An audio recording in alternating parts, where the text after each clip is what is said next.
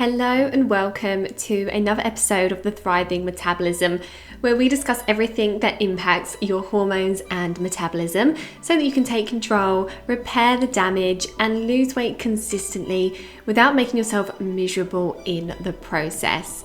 It's my mission to empower you so that you and your metabolism thrives and you never have to go through diet misery again. I'm Louise, registered nutritional therapist and founder of the Nourish Method to lasting fat loss. In today's episode, we're going to be talking about exercise, and specifically exercise for women over the age of 35, 40.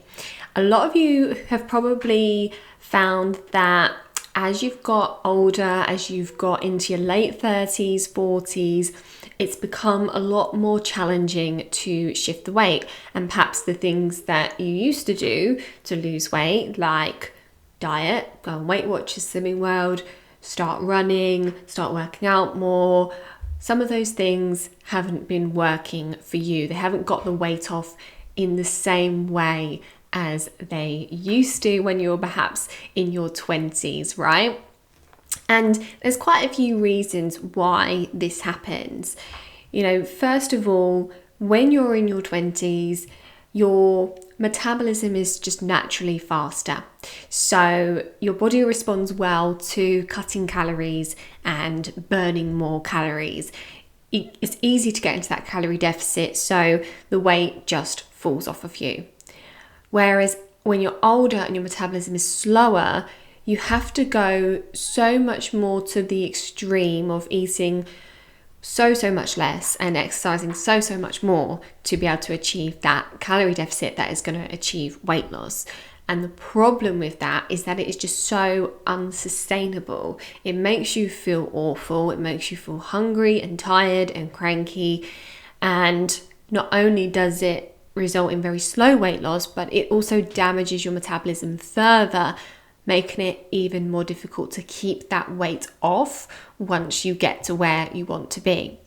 And the reality is that most people don't get to where they want to be because it is just so difficult to achieve weight loss that way, because it is just such a hard way of doing things. And that's why I promote balancing hormones and rebuilding your metabolism so that you can lose weight. And that involves looking at what's going on in your body and making sure that all your nutritional needs are met, that we're repairing the damage that's happened to your metabolism over the years from dieting and over-exercising without the right nutrition, and stress and things like having children and bereavements and chronic lack of sleep that most people tend to have. All of these things have an impact on your body, and unfortunately have an impact on what are called mitochondria. And these are the powerhouses, the little energy factories that are in every cell in your body. And that's where we burn fat. And that's where damage occurs when we are not meeting our body's nutritional needs, when we are kind of abusing our bodies. When it comes to trying to lose weight, there's lots of things that many of us have done over the years to try and lose weight quickly. Things like, crash diets and maybe slimming pills, maybe even fat loss jabs in more recent times, detoxes. So lots of these things are just so harsh on our system that they can cause more damage in the long term, and they can over time set you up for this stubborn weight. So that's one of the reasons why it's more challenging to lose weight now, is because your metabolism was faster back then, but also over the years things have happened that will have damaged your metabolism, as well as that natural decline in metabolism, which is normal. But also, as we get older, our hormones start to change as well. And so the shift in our hormones, which tends to look like lower estrogen, lower progesterone, higher insulin, higher cortisol, which is your stress hormone, that change in hormone balance really sets us up for stubborn weight, particularly around the tummy, because your hormones, your estrogen and your progesterone naturally start to decline as you get into your 40s, and initially estrogen can go up, but then it comes down again and goes lower than it was before. And that has an impact on where we distribute our fat on our body, and it makes it more likely that we're going to carry fat around the middle, and also makes it more difficult to lose weight overall because it impacts your insulin. And insulin is our fat storage hormone, and it's something that over time tends to creep up unless we are actively trying to keep it low. And then your cortisol, which is your stress hormone, one of your stress hormones, tends to get higher as we get older as well. And that is partly because of the way that our body is switching over from using our ovaries to produce our sex hormones to using our adrenals, which are our stress glands. So your adrenals are having to work really hard to take over the production of your sex hormones, and that means that you're more susceptible to the effects of stress. And so as you get older, any stress is very disruptive to your hormones, and you're more likely to have higher cortisol levels.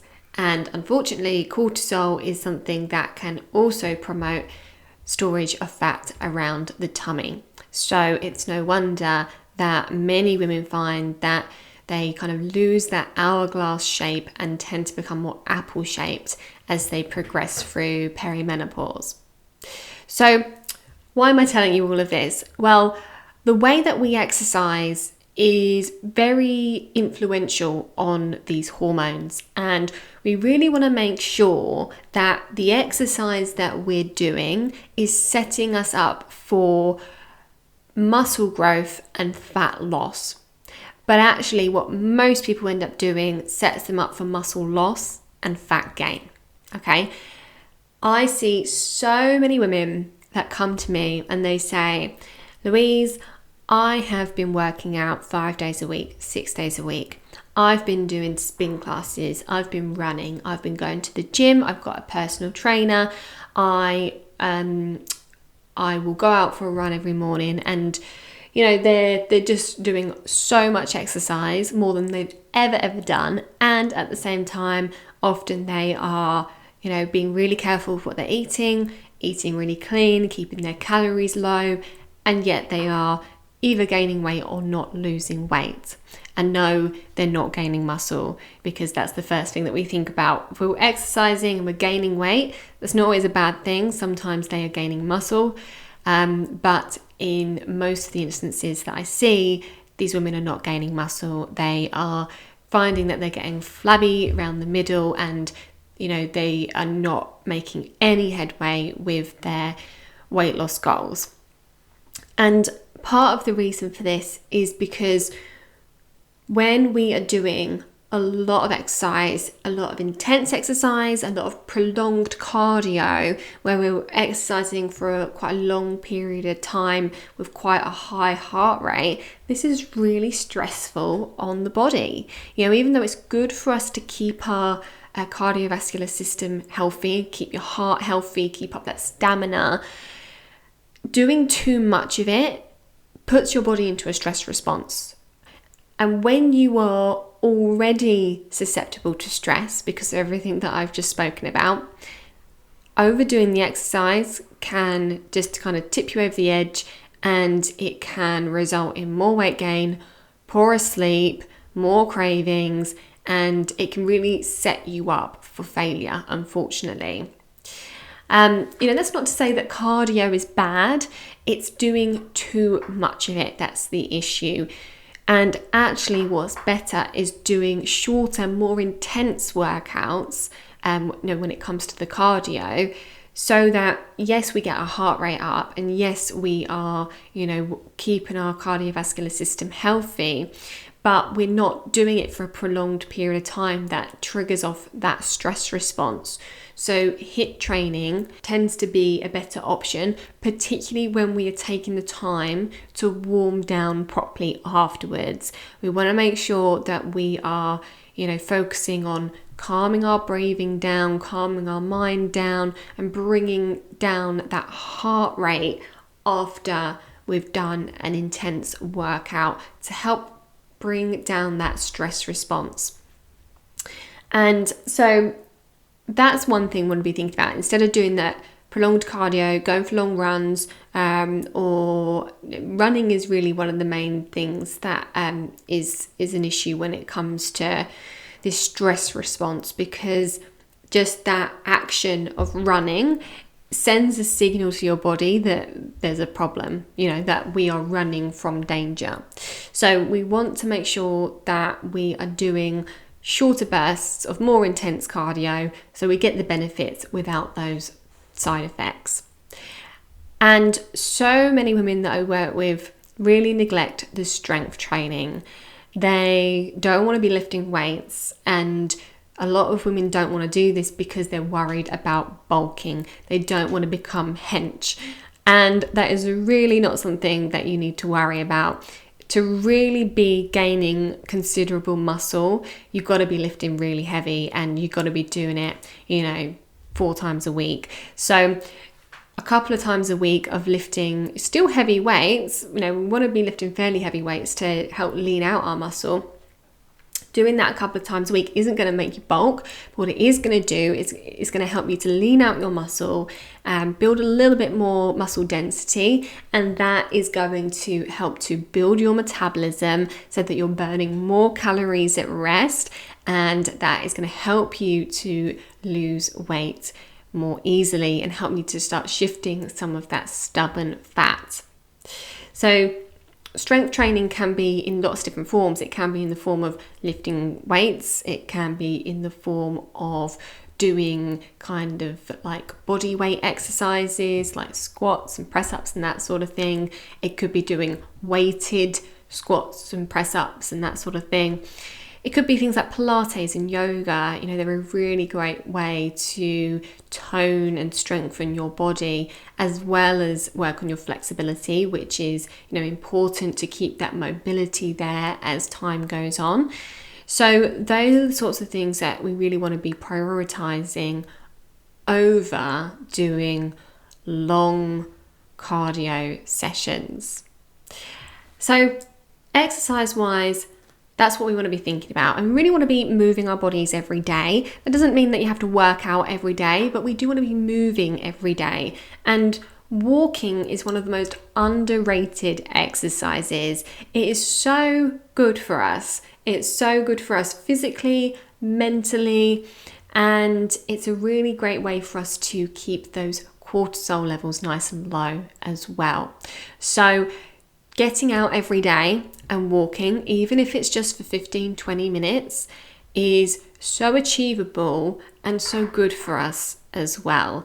And even if you're someone who's mega busy, there is so much benefit to getting 20 minutes of walking into your day. So I would make that your first kind of goal, is to get some walking into each day, and then build up from where you are at the moment exercise wise. If you currently don't work out at all, be realistic. Perhaps just aim to do 1 workout a week, keep it nice and short, and as that becomes part of your routine, you can start building on that, either making the workout longer, or you can bring in another workout later in the week. So do whatever's going to work for you, but let's be realistic. Setting yourself a goal to work out every day for an hour, if you've never worked out before, or you don't currently work out, or you just don't have that time in your week, you're setting yourself up for failure. So let's be really realistic. Let's look at your schedule and make sure that you're scheduling in some time to move your body, and if you schedule it in, it's going to be much more likely to happen. Now, the other big thing to think about is how to eat around exercise. And at a very basic level, we want to be making sure that we're not exercising on a full stomach. Equally, we don't necessarily want to be running on empty either. So it's a good idea to work out kind of between your meals. A couple of hours after eating is usually quite comfortable kind of stomach load to be working out on, and having a little snack before you work out is often a good idea. You don't necessarily have to, but making sure that you're fueling your workouts can help to prevent that spike in your stress levels, particularly if it is cardio that you're doing. And then after workouts, this is when it's even more important to be fueling your body. And what we want to do is we want to make sure that we're getting a combination of a little bit of protein and a little bit of carb. The protein is going to help us to repair and rebuild our muscles after working out. And whenever we do anything that uses our muscles get damaged, and that's normal. And the way that we build more muscle and leaner muscle is by damaging our muscles and then allowing them to repair and rebuild. So an important part of that repair and rebuilding is making sure that we've got plenty of protein. So protein after working out, particularly if you've done a strength-focused workout within an hour of working out, is ideal. And then if you've been doing anything that's got your heart rate up, then having some carbs is what we want to do to replenish those glycogen stores in our muscle and bring down that cortisol response. When we work out and we deplete the sugar stores in our muscles, which is totally normal, that's what happens when we exercise. We burn through the sugar stores that we have in our muscles. But when we do that, if the levels get really low, then cortisol can start to increase, and that will trigger your body to start breaking down muscle and converting that into sugar. And that's not what we want, okay? We really don't want to be breaking down muscle for sugar, because that means that we're losing muscle instead of burning fat. And so to prevent that, we want to make sure that we're having a little bit of fuel before a workout, but also we want to make sure that we're replenishing those glycogen stores after a workout. So a little bit of carb, doesn't need to be a lot, but a little bit of carb after a workout can just replenish those stores and help to prevent us breaking down our muscle and wasting our muscle. By fueling properly beforehand and refueling properly after a workout, this is how we get the most out of our workouts. If you're skipping this, there is a very good chance that you are going to be wasting your muscles, and you are going to be actually losing muscle and gaining fat because of the stress that's happening on your body. So we have to be really smart and savvy when we're working out to ensure that we are actually benefiting for the weight loss side of things, that we're actually benefiting from those workouts. You know, if you're not doing these things, you're still going to be benefiting, mentally from the workouts. Your cardiovascular system is still going to be benefiting. But when it comes to our muscle and our fat, the refueling beforehand and afterwards is so key. So you're better off doing just 1 or 2 workouts a week where you properly fuel and refuel before and after, as opposed to 5 workouts a week when you're not, focusing on that and you're not getting that right nutrition in before and after. So food for thought there. Let's make sure that we are preparing and recovering from our workouts properly. And on the note of recovery, it is important that we allow our bodies some rest and recovery. Sleep is so important for getting the most out of our workouts as well, because that's when we're doing all of our repair. So if we are not getting a good 7 hours after our workouts, then we're not going to be getting that full repair, and you're not going to be getting the most out of your workouts. So prioritizing sleep is a really key part of maximizing your workouts. And equally, having rest days. So, if you're finding, particularly if you're just getting into exercise and it's not really been something you've done much of before, it's probably a good idea to have a rest day after every workout. So rest day doesn't mean doing nothing, it doesn't mean laying on the sofa all day. It means, still moving your body, but doing very gentle movement. Walking really is the main thing. Maybe swimming if it's very gentle, maybe cycling if it's very gentle. But not pushing your body too much. If you're very achy after your workouts, let's allow some recovery time before we dive into that next workout.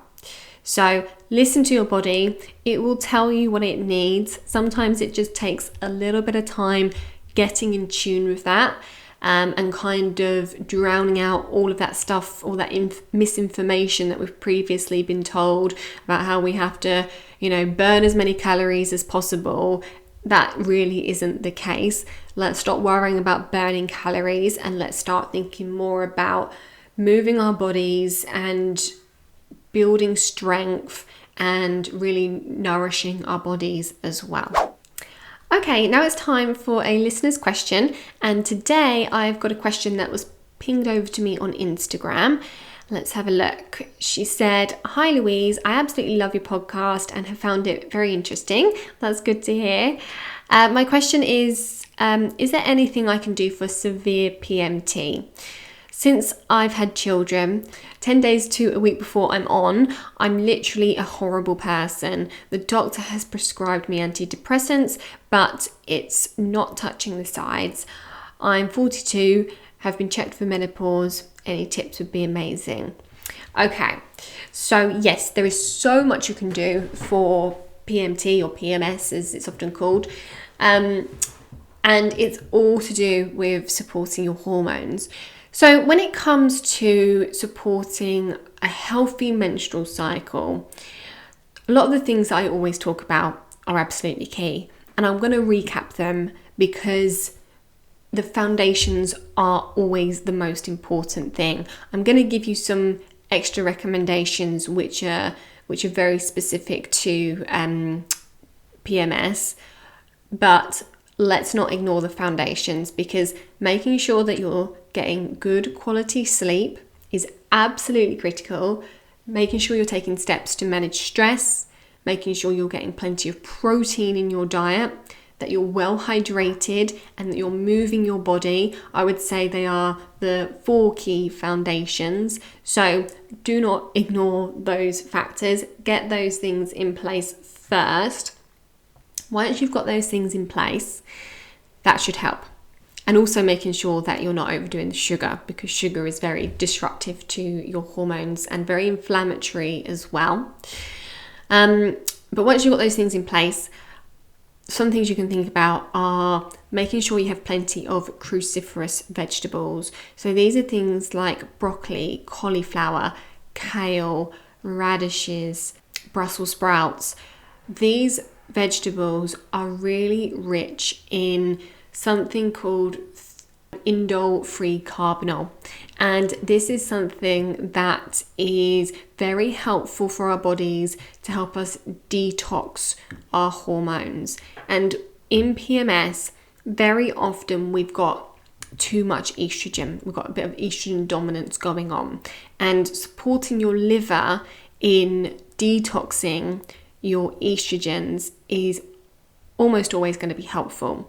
So plenty of those cruciferous vegetables. Make sure you're getting them in every day. You don't need to be having copious amounts of them, but a portion each day should be helpful. Another thing to try and get in each day is ground flax seeds, also called linseeds. So not whole flax seeds or linseeds. You want to make sure that they're ground ones.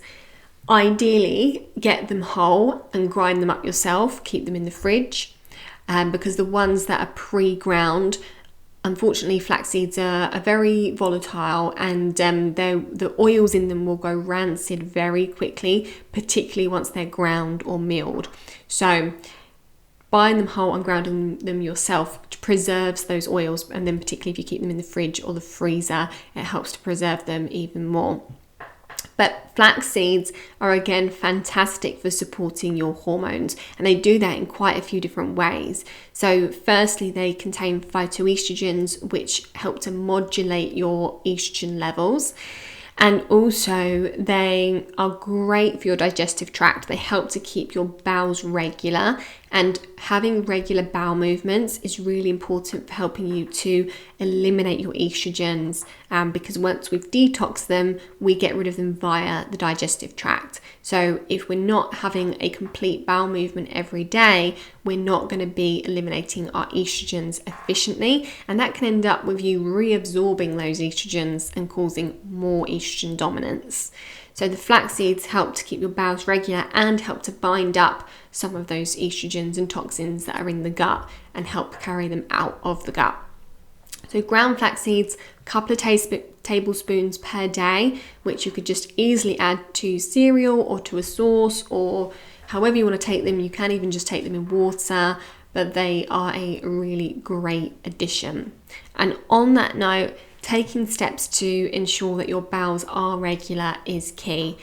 If you're not having regular bowel movements, at least one complete bowel movement every day, and the flax seeds themselves don't help to achieve that, then you might want to think about adding in some, a kiwi or two, or some stewed apple, which are both fantastic for getting the bowels moving. Another really key thing is watching your alcohol intake. Alcohol is quite disruptive to hormones, and particularly if you have too much estrogen, because we have to detox alcohol, that burden on the liver can kind of make the detoxification of estrogen more sluggish.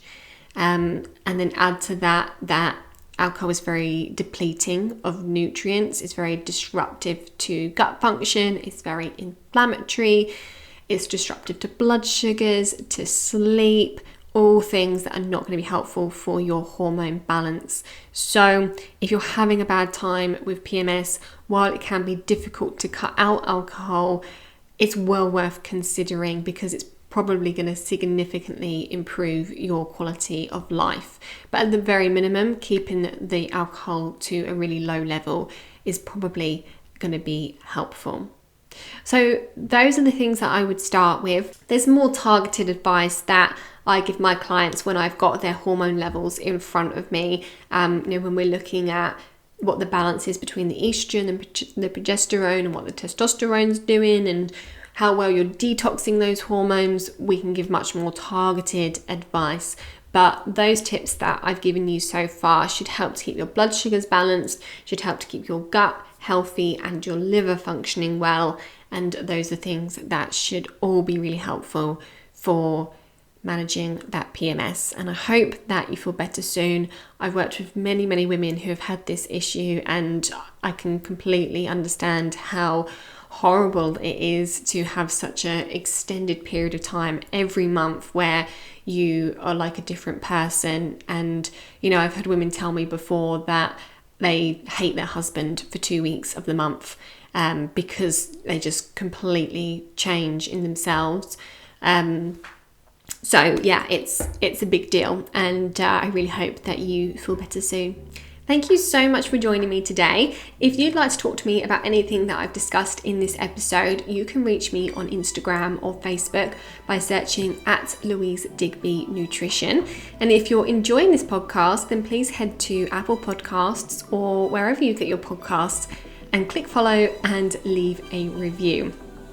And if you've been listening to these podcasts and you've been thinking, I'd really like to explore how I can get to my weight loss goals and what my individual needs are, what would it look like for me to be able to get to my goals, then why not book a discovery call with my team? We offer a free weight loss breakthrough call, which is where we do a mini assessment and find out all about you, what it is that's keeping you stuck, what it is that you need to get to your goals, and talk you through what it would look like to work with us. So if you'd like to explore that, then there's an information page that I've dropped in the show notes, and you can find it by going to pages.louisedigbynutrition.uk/discovery.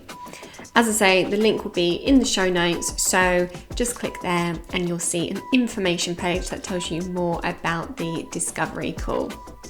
Thanks again for watching, and I'll see you next time.